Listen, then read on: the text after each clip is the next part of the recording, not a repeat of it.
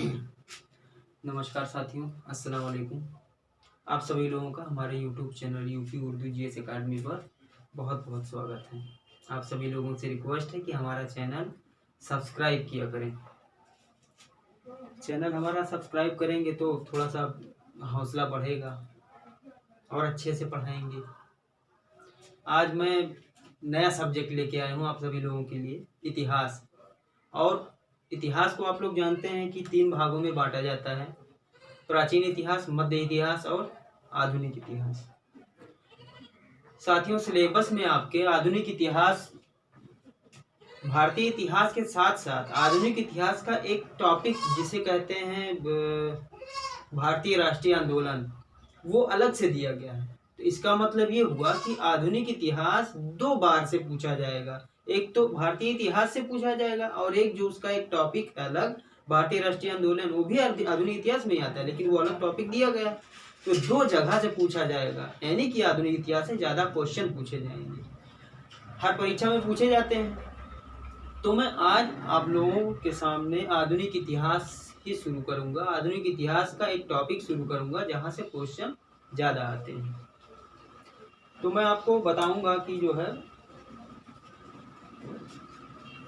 बंगाल में अंग्रेज़ों का जो है अधिकार धीरे धीरे कैसे हुआ। उसी क्रम में आप सभी लोग जानते हैं कि मुगल सत्ता 1707 ईस्वी के बाद औरंगजेब की जब मृत्यु हो गई, उसके बाद से कमज़ोर हो गई और धीरे धीरे कमज़ोर पड़ती चली गई, फिर ख़त्म हो गई। तो चूँकि 1701 में औरंगजेब ने मुर्शीद कुली खां को बंगाल का सूबेदार नियुक्त किया था। सुनते रहिए। प्लासी का युद्ध हुआ था, आप सभी लोग जानते होंगे, 1757 में। उसी की पृष्ठभूमि तैयार हुई। कैसे तैयार हुई आप लोग देखिए। 1701 में जब मुर्शीद कुली खां को औरंगजेब ने बंगाल का सूबेदार नियुक्त किया, तो उस समय वो बहुत अच्छा शासक था, बहुत कुशल शासक था, बहुत शक्तिशाली शासक था। उसने कुछ अच्छे काम भी किए, जैसे उस समय बांग्लादेश, पश्चिम बंगाल, बिहार और उड़ीसा, बांग्लादेश, पश्चिम बंगाल, बिहार और उड़ीसा, ये चारों चीजें मिली हुई थी। उसको बंगाल बोला जाता था। ध्यान से सुनिए। मार्कर कहाँ गया? लाल वाला मार्कर ये है। तो बांग्लादेश, पश्चिम बंगाल, बिहार और उड़ीसा, इन चारों क्षेत्रों को मिला करके बंगाल बोला जाता है। बंगाल बहुत समृद्ध था और बहुत ज़्यादा धन वहाँ थे, इसीलिए जो भी यूरोपीय कंपनियां आई, सबसे पहले बंगाल पर ही आधिपत्य उन्होंने जमाने की कोशिश की। ध्यान से सुनिएगा। तो 1701 में औरंगजेब ने मुर्शीद कुली खां को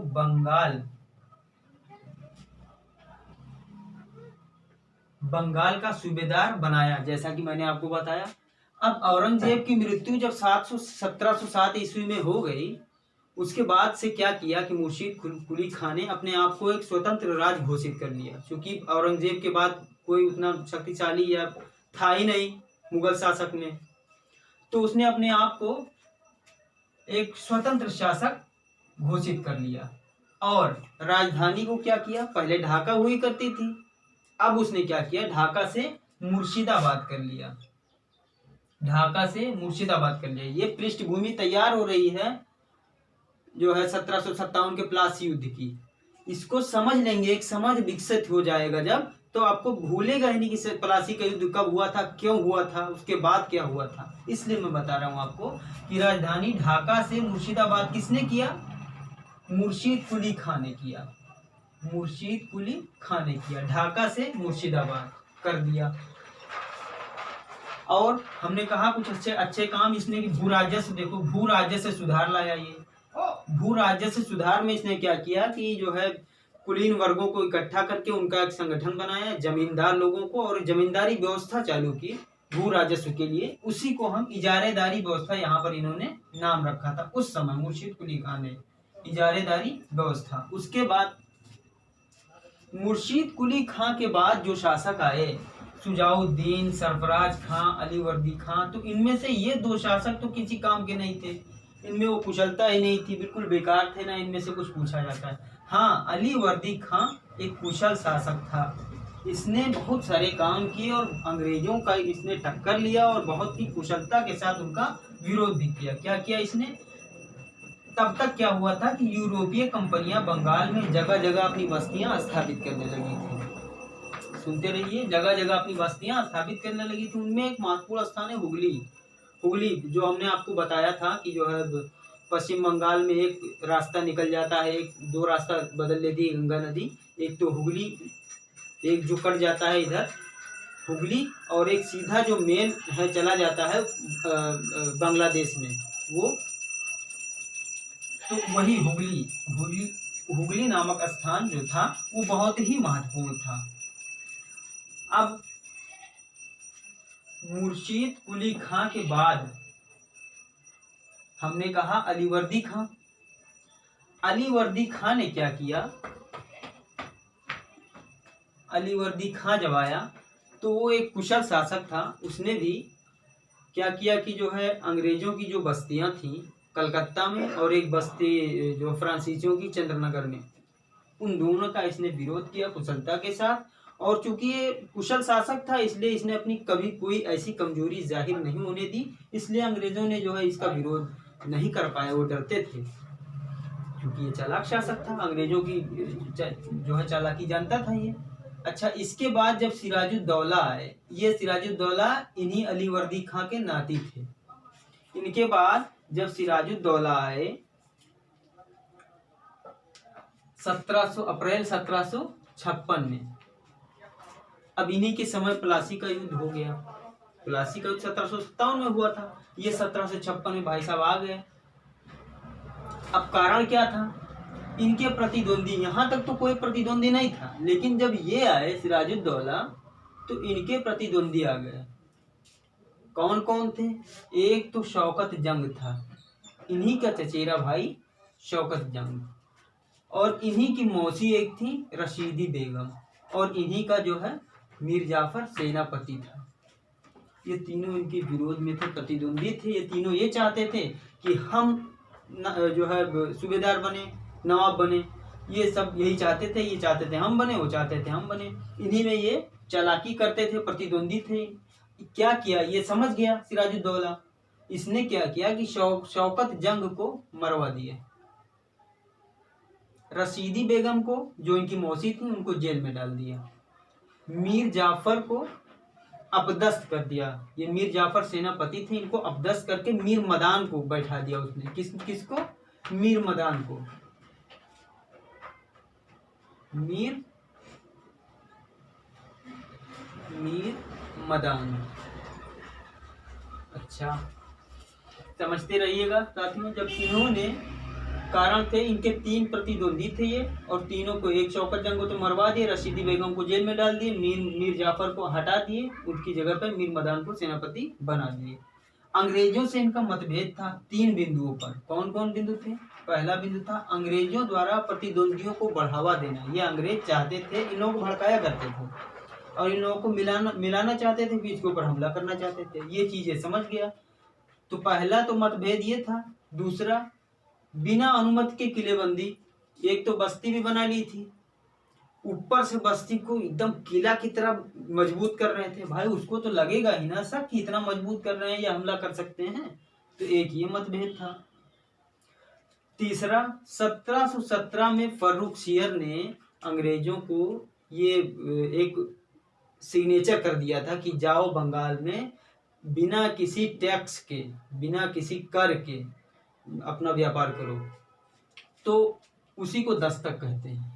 अब जब दस्तक पर दस्तखत कर दिया था फर्रुखसियर ने, जब फर्रुखसियर 1717 में आया था तब, तो जब दस्तखत कर दिया था उसने, तो उस दस्तक को लेकर जब आए वो, तो उसका नाजायज फायदा उठाते थे। ये दस्तक उसने कंपनी को दिया था कि कंपनी व्यापार कर सकती है बिना टैक्स के, लेकिन ये क्या करते थे, खुद तो करते ही थे, प्लस वो दस्तक बेच देते थे कर्मचारियों को, अधिकारियों को। वो खुद अपना पर्सनल व्यापार करने लगते थे। तो एक तो ये दुरुपयोग हुआ।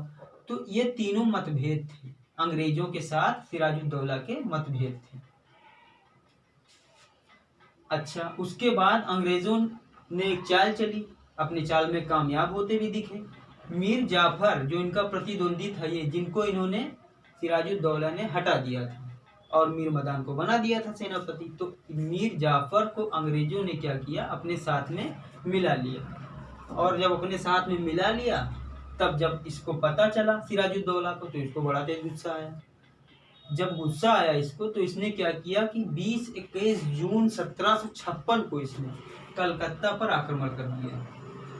कलकत्ता पर जब आक्रमण कर दिया, तो कलकत्ता पर आक्रमण करके कलकत्ता को जीत लिया, कब्जिया लिया। और जो अंग्रेज थे वहां, उनमें से 446 लोगों को पकड़कर एक बंद कोठरी में, जिसमें कोई रोशनदान भी नहीं था, कोई खिड़की भी नहीं थी, कोई सुराख भी नहीं था, उसी में बंद कर दिया।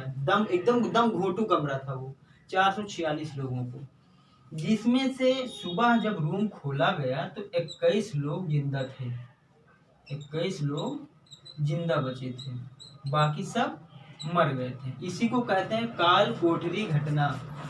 काल कोठरी घटना कब हुई थी? 20-21 जून 1756। इसमें एक थे हालवेल। पता कैसे चला? एक हालवेल नाम के थे, हालवेल। काल कोठरी घटना 20-21 जून 1756 को हुई। इसमें एक हालवेल नाम के थे। क्या नाम था? हालवेल।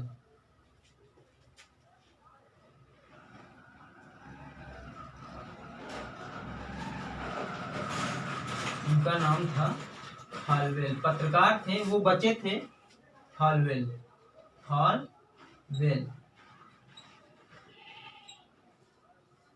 ये बचे हुए थे। इन्होंने ही बताया कि ऐसा ऐसा वाकया हुआ हम लोगों के साथ। तो प्रश्न पूछा जाता है कि काल कोठरी की घटना किसके द्वारा पता चली, किसके द्वारा बताई गई? तो क्या कहेंगे? हालवेल के द्वारा। अच्छा, जब मुर्शीद कुली खां था उस समय, उसका एक कथन है, वो हम बताए नहीं थे आप लोगों को। उसने ये कहा था कि इनको अगर न छेड़ा जाए तो शहद देंगे, और अगर इनको छेड़ा जाए तो काट काट कर मार डालेंगे। किसके लिए कहा था? अंग्रेजों के लिए। ये चीज ध्यान में रखिएगा। हाँ, तो मैं कहाँ पे था? हालवेल पे। तो हालवेल ने ही इस घटना का जिक्र किया है। आता है क्वेश्चन कि काल कोठरी की घटना कब हुई थी? तो 20-21 जून 1756 को हुई थी, और इस घटना का जिक्र हालवेल ने किया है। उसके बाद में साथियों,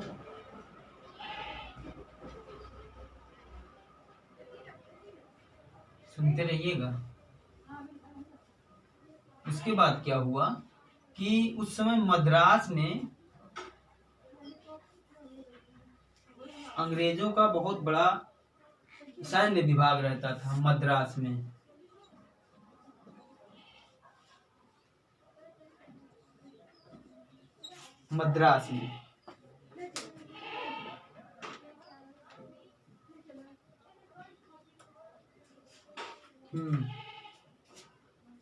तो अब जब 446 लोगों को इसने बंद कर दिया और जो है सभी लोग मर गए, सुबह 21 लोग बचे। जब हालवेल ने ऐसा जिक्र किया, बताया, तो मद्रास से लॉर्ड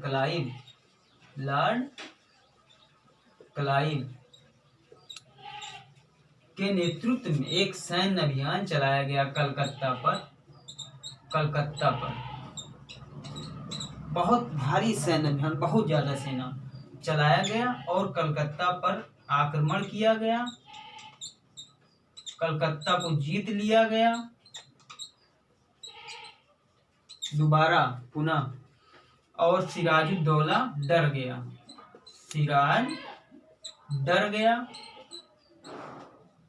और डर कर उसने संधि कर ली। डर कर संधि कर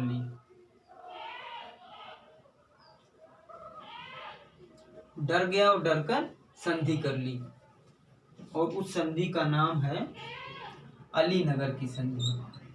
अली नगर की संधि कब हुई? आता है क्वेश्चन में, आता है